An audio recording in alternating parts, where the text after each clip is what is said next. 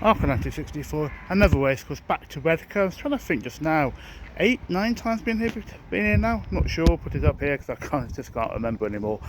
Getting it later than expected. I'm not actually going to change the layer. Just changed my mind. I was going to do a Coatham something of a marsh. Special scientific interest in the Redcar area, just a bit to the west. However, not too much better over the last 2 years. I'm getting a bit more time than I used to. But also, and then a long sort of afternoon in Durham yesterday around the Botanic Gardens. So it's all up and down hill, not massively hills, but it's pretty high. The elevation is just changed quite a bit around the area. And it's a bit knackered. I've been there for a few hours. Woke up this morning. I was going to go 8:30 train. Woke up. I thought, oh no, I'll get the later train. I changed my mind. I'm coming, but I just go straight to Redcar. Via Middlesbrough, cheap ticket via Hartlepool, and also, besides, I've got an issue tonight, particularly after in Middlesbrough, and I have to do some running, which is not through choice, and I'll explain that in a minute.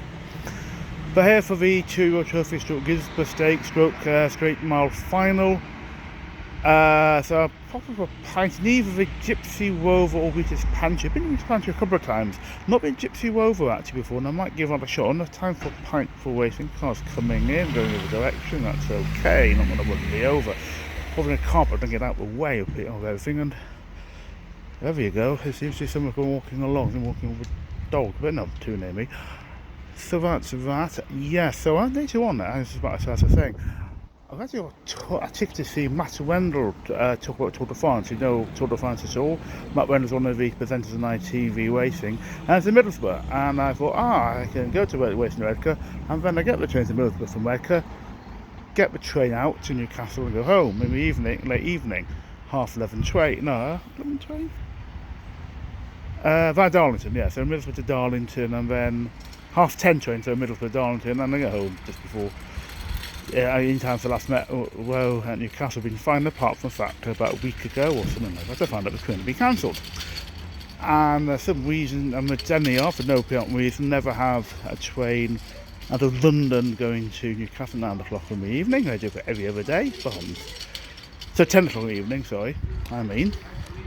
Every day of the week on Saturday I've run at 10 o'clock, and Saturday it's 9 o'clock, and therefore I wouldn't be able to get the 9 o'clock train out of, and I think for some reason that's not even running now. I don't know whether the track innovation strike something, the 9 o'clock train's not even running, so that might have been okay actually, getting that one out of Darlington, but that's not there, so I can't do that. The only way of doing it is getting the coach at 10:20, bizarrely, because it's out of Middlesbrough, because the way it's set up, it'd be either you're going quite so west, out of Middlesbrough, quite west to Darlington and straight up there north, or you're going the very slow way route to Hartlepool, so it's picturesque, but certainly not late night. But that doesn't happen. That last train there stops too early for me anyway. The coach actually is the quickest train. It is not normally, I think, really the case. The problem is that's 10:20, not 10:30, and my Matt Rendell thing, I'm not sure when it ends, and the whole thing ends at 10 o'clock.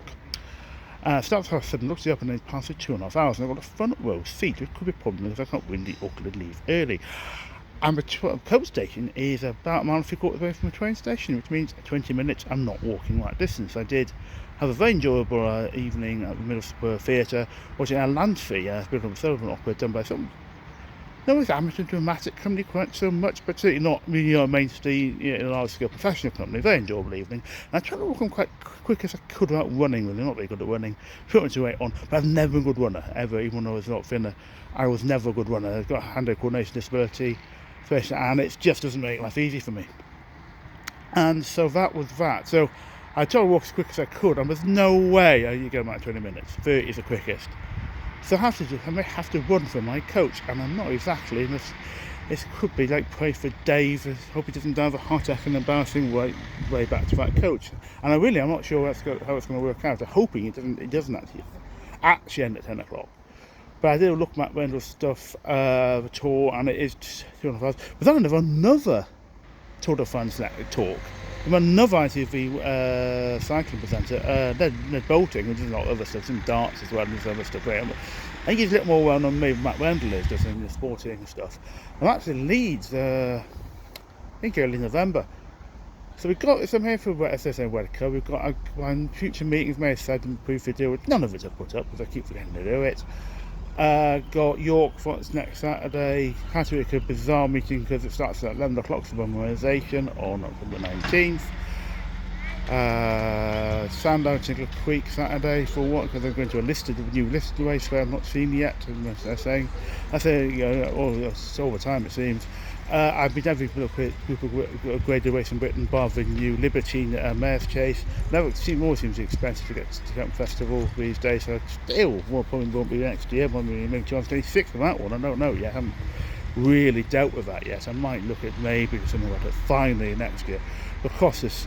I know it's a jockey club that's now saying, because the costs are always complaining in terms of cost too high, we're now freezing ticket prices. And I'm thinking, good grief, I mean, we're massively more. And I went to 2016, for 4 days, and it was a lot cheaper than it is now. And the only time I've been to festival, and it's, I actually held off once or a year or two doing that meeting, because I thought ticket prices had to go down. I expect them to. I thought it was already too expensive. And to say, freezing pricing, I don't think free tickets is enough. I think we need to decrease prices. Apparently, had issues about last year. There's nothing to record, of course, and there's jumps for us and helping them. But oh my God, we've got not enough people coming. We'll freeze prices. Well, that's not the point. The point is your prices are too high. It is not that when people are worrying about an increase. People aren't going to town festival as much as they used to because it costs charging too much, and they've not worked that out. And I think they need to sort themselves out there. I don't think there's any others. I mean, it's possibly Toll Hall Chase and Wetherby. I often say I don't like doing meetings twice. And my feeling I've gone to a meeting, I've done it in 2015. We referred to the Saturday then. There's a possibility I might do that. I might do Tinkler. We Cousin Hurdle. It's not Hurdle. No, I can't get to Cousin Hurdle. Kempton. It's impossible out of Newcastle to do that. So rather plain. There's no transport. The Fighting Fifth Hurdle, I meant to say. But I have other possible plans there, so I might not do. I'll see what happens with that. I sure want to go Doncaster 25th of August is October. Someone driving a buggy, old man apparently, looked at me there, and I think wondering why I'm talking to my phone. And I don't blame him because it does look strange. I wonder what I'm doing. Well, that's that it. I probably is. So I have a pint. I then bash off to a race meeting. Or to 8 races again. There seems lots of races these days. It seems. So when I'm going to, I think that's 3 meetings, which has been 8 races actually. It's Beverley. The other one I went to recently, Whippen, and I think that's it. I keep trying to remember. I remember when putting up a video I did months ago. I never because it malfunctioned basically on Teesside Park, and I'm actually. Not so much a history, more just a location of the old racecourse, and there's now a shopping centre. Now there's one at Derby Racecourse, so an old race car I actually have. I keep meaning to finish that and never go to it, but that's all for the future. Not far from racecourse. 3 pints. Always a nice pint, a 3 pint really. The Gypsy Rover, barmaid, and I think maybe the owner as well. Not quite sure. It's well have been. Certainly, quite likely to have been. So I asked something, that's just gone off, do you mind if you hang on a few minutes for us if I put something else on, because it's a nice little blonde pint. Yeah, okay, it's fine.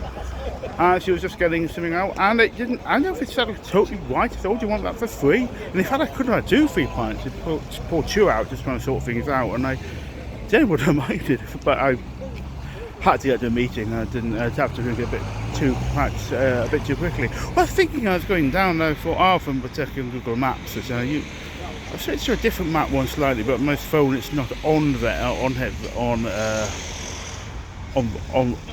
my phone, so I have to pull that on. So using Google Maps, and I've got always 20 minutes from a pub to racecourse.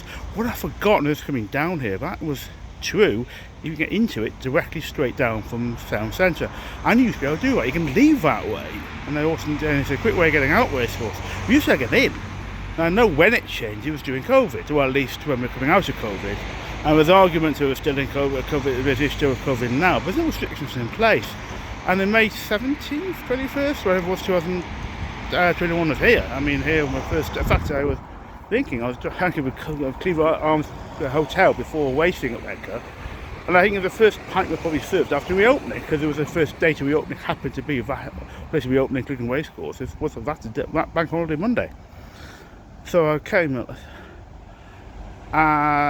so close off. I think with COVID, coming out of COVID, they closed the entrances down, like you could use. It's making it easier. Now you only got the course enclosure on the right hand side. Used the last time or two. There's a little clip on the left hand side. Going there, but you could go straight through. And they closed the entrance off. I think I know he's in next week with COVID. Now, the point is, that's May 2021. It's now October 2024. And why is the entrance still closed? I just think because it's much more convenient, straight through. It saves 10 minutes where I was. I was up Ask Road. I then realised doing very well, of course, the documents in the public, that's 30. There's about a 5-minute walk down, 5-minute walk back up again through, I think it's a graveyard, it's something or other. Not through a graveyard, but next to it, I think. I think it really is, it's mentally rather convenient. Maybe bits, but less so as an issue of Newbury, where they Redcar Racecourse, and it's about 5 minutes noting. I didn't have to go about 2.5 minutes down, half an hour home straight, basically, and up again. I used to go square to the port into the racecourse on the station. And I was just thinking, I don't know who was did it, where the development was done in favour. Well, some of us, to be fair, I think there was some help with something to do with jockeys and things. So I can't complain too much about that, but I could have handled it a bit. But I could have also set it up a bit more sensible for people waiting into the racecourse, making it longer than the station. I don't quite know the logic of why it could make it more difficult. I don't quite know why they still reopen the entrance, frankly. Yes, overlooked. A meeting, the 12th of December, the third time lucky will it be? Legal diver Chase. Is that Chase? At Warwick, and I can't remember what it is. I don't think it's a novice. I think it's a mare's hurdle, actually, or maybe a novice hurdle. Can't remember. Listed race, and the last 2 years I've been going to it and it's been cancelled on the day. 2022 was actually in Carlisle Station when I read that it was being cancelled, early inspection, not a surprise. It was supposed to be, it was frosty, it was Stories of Fear, but Newcastle Carlisle train 5:35 odd. Carlisle's the coldest train I've ever been on. I know Carlisle's a little way, but quite a way away from Warwick, but if that was, that would do, where temperatures were anywhere near anywhere else in UK. I mean, there's no wonder why it was cancelled. I expected it to be, and it was. And then last year I got there, and the phone wasn't working right, so I only had a phone actually. So I didn't know until I got there it was cancelled, and when I found there was no one really around. So 2022 I ended up on Warwick Castle. A massive delay actually. I think I said in one of the earlier video probably. 2-hour delay in Birmingham. So I got there for the 5th race, and luckily that would have been the race I was going to that year. So I went on Warwick Castle, nice enough place. Didn't get a bit expensive, and there were times I like because, of course, of the train delay. So I didn't go as much time as I wanted to. And last year I went to a couple of places, and I completely forgotten where they are. Was something Gardens near Middlesbrough Racecourse, very nice place, and a very nice sort of medieval building, and no idea what it was called. That was very nice as well, actually. It was a nice day both times in a way, but wasn't what I was intending to do. I mentioned once before, I don't think I did a video for this that I left the racecourse that I went to. I'm pretty sure I didn't, but I mentioned it a couple of times. So one thing I said relative to that is, I don't like overfish with stewarding, but you want some, and I'm left, it was bizarre, worse than here. Some person older than me, and I was in my mid-late 40s, I'm 52 now, I'm camera straight at the time. And what happened was somebody's little dick, frankly. His hand up in my binoculars, those days I had binoculars with me, doing a race, just ho, put your hand up in your binoculars. I've never met this guy before, I didn't say anything, I was absolutely furious. Oh, what an absolute dickhead, as we've never met, frankly.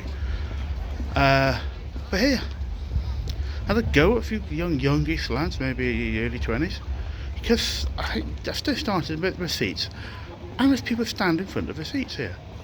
And I did it right when I started, and I couldn't see anything, basically. And I did not like to say, in fact, in a bloody way, as I went past them to see if I actually see any of the race. I wanted to see them be screen, and I looked around, and frankly, I don't care. As in, if they all wonder what I'm saying, you get out of the bloody way. So some respect for other people, and I've got a few people doing this, standing in front of the seats of Redcar. And I should maybe thought myself that I was there as well, hadn't at the time until the race started. You can't see anything people do this. I said, I wanted sundown. So last year, I think I mentioned a video, I might have taken there, I think I took on that meeting. Someone's acting like an idiot, and refused to sit down with students asking them to, and then pretending we're then stood up again. I think they made me fall out because they weren't there later, but that's right at the top end probably, as it would be over at the Sandown. But I just absolutely feel, I don't know, I'm probably annoyed messaging on Workers' Facebook page saying, can you play it too much trouble for you to actually stop people doing this? Because if people see just can't see anything, what's the point of his feet if you've got people literally standing, their stands are in below them. No, it's actually one on the left. Since on his phone who was standing up and saying, I'm in the stands. No, you're not. I didn't say it, but some people over there are thinking, no, you're not. You're in the seat. You're just standing in front of some of them. There wasn't quite as much in the way as these lads were because I think there was a tier system, so he was slightly behind the seats. So I think people on the seats slightly above him would have seen that stuff. But I just couldn't see a thing. I think I'm sitting down again because there's no point. Because he knows exactly what's going to happen, and he's just deeply disrespectful. At a Middlesbrough coach station, or bus station, trying to hold a camera straight, I want to catch me coached by a complete fluke. Matt Rendell was fantastic. He is so verbose. I mean, it was some great anecdotes. But it's like the guy who was doing MC work sort of interviewing and then feeding him questions in the second half of the show was basically saying to him, can you go on with some of the questions a bit quicker? You've got quite a few to go through. And Rendell would say, yeah, okay, yeah, I'm going to keep going on a massive long anecdote. And the last one was, he was a dead body. His first ever swim, he put his first bike under his mum's house and someone pulled up asking for help and they found out pretty quickly someone died. It was a disaster. It was a fascinating story, and I think I could have only gone out and just ran off. But I didn't want to look really rude, but also it was a really interesting story. I want to hear the end of it. And that's what's happening. And so I was running late. There was a few coming in. And a few seconds started running, stopped a few seconds, and I thought, no, but he's not going to need to keel over, and I'm thinking, no. Isn't happening. So it's still coming in, having a job, a lot of chat. And I thought, well, I'm not going to miss, but I'm running a bit later, but it's just not happening, this. Running it's in shoes as well, and it's not going to happen. And I thought, oh, well, that's the end of it. I'll have to get a very late coach. I don't know what the plans were going to be. Get Darlington, the last one to Darlington, and I either book online, even Megabus, which I have never touched because Megabus have awful reviews. And Express's reviews have been not worse recently, but Megabus has always been bad. They might have actually been rather hanging off for Dash Express, I don't know, but they've been getting home about 4 in the morning. And then as I'm stuck in thinking, I suddenly pulls up and look to the right. Next to me, I'm on the road just near to the theatre, and I think, it's a 29 bus, hang on a minute. I'm like, hi. Yeah, sorry. So I'm looking at me like I'm rather weird looking into my camera, which I am weird looking into my camera. And I say hello to him, so I do make myself look less weird, which completely failed, I think. And I thought, I'm to do this where someone's walking around making me look mad and that's failing, and someone's going this way now as well. But yes, I'm doing a piece at all. And so the Twinline bus pulls up, and I think it's a Middlesbrough, and I'm thinking this bus, I think actually got, it's running late. I think it was to the left about 4 minutes before I left the theatre. And I leave and say, oh, you go in the Grasshead coach stations, and you mean bus stations, and I'm going, no, that. And he does, and I have, and I'm here. And I was lucky, I have to say, well, if that bus was not running late, other than stuff, I would have been left stranded, probably in Darlington for quite a few hours. Early morning, and it's not, I mean, nothing against Darlington, but I just told him to go home. So that's it. I'll have a dramatic and confusing day, and it was a great evening with Matt Rendell, although if you want to ask directions from somebody, don't ask him, because it take a very long time over them.